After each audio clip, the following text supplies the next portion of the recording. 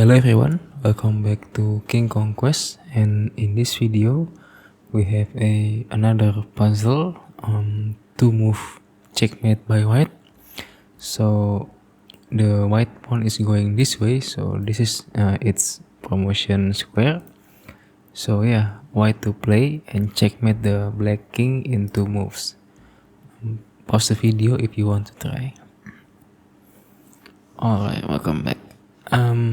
In this position, because the black king is on the center of the board, any move that involves our king is basically a waste, because let's say we getting greedy and take this bishop, for example. This is our first move, and from this position, black can just play king to d5, and the closer or the if our opponent's king is closer to the center of the board, usually we have a hard time checkmating the king. So from this position, we cannot reasonably checkmate the black king. We can give check, but it's not a checkmate. Black can just take our pawn here at c6. So this is not the solution. Moving our king, no matter what square you move, doesn't really achieve anything. And if you want to move your knight, for example, from this legal square that this knight can move to, there is only two reasonable square that you can go.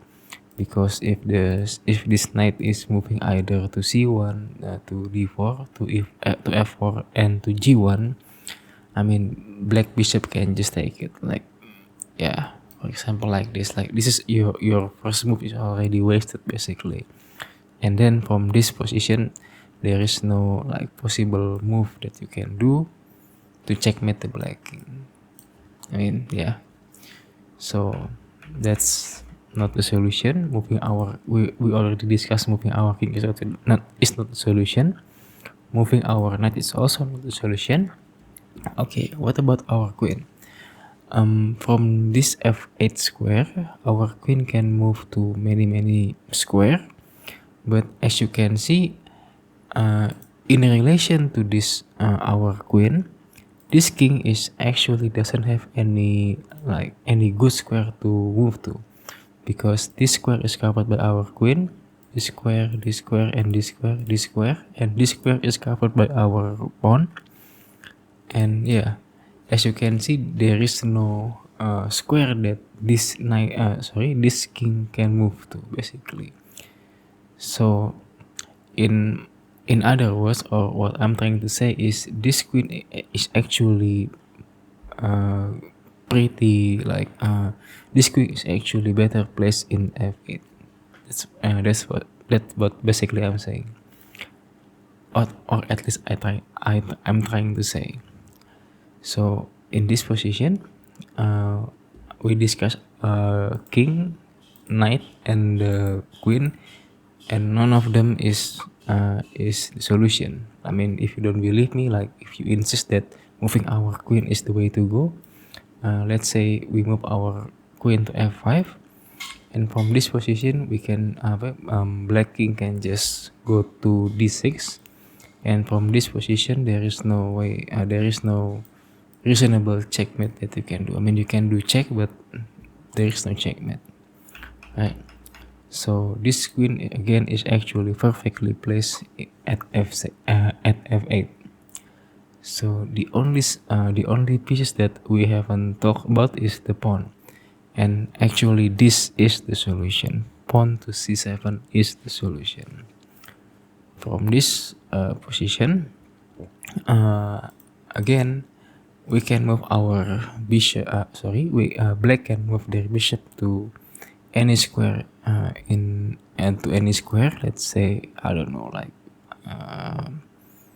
bishop to c5, for example, to attack our queen. If black decided to go to c5 with his bishop, we can just move our pawn promotion to queen. And this look how beautiful this relation, right, works there. all of the square is covered by our pieces.